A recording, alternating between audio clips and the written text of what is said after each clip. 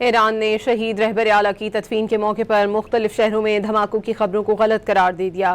ایرانی حکام کے مطابق زنجان میں کوئی دھماکہ نہیں ہوا۔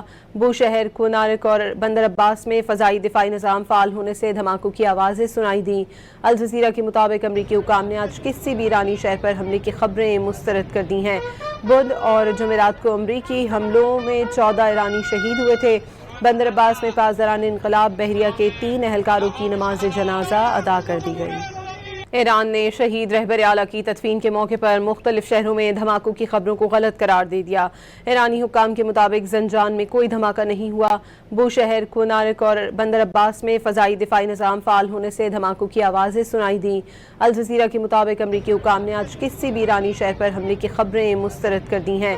بدھ اور جمعرات کو امریکی حملوں میں 14 ایرانی شہید ہوئے تھے۔ بندر عباس میں پاسداران انقلاب بحریہ کے 3 اہلکاروں کی نماز جنازہ ادا کر دی گئی۔ ایران نے شہید رہبر اعلیٰ کی تدفین کے موقع پر مختلف شہروں میں دھماکوں کی خبروں کو غلط قرار دے دیا۔ ایرانی حکام کے مطابق زنجان میں کوئی دھماکہ نہیں ہوا۔ بوشہر، کونارک اور بندر عباس میں فضائی دفاعی نظام فعال ہونے سے دھماکوں کی آوازیں سنائی دیں۔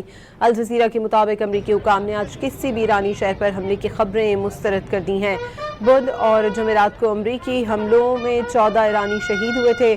بندر عباس میں پاسداران انقلاب بحریہ کے 3 اہلکاروں کی نماز جنازہ ادا کر دی گئی۔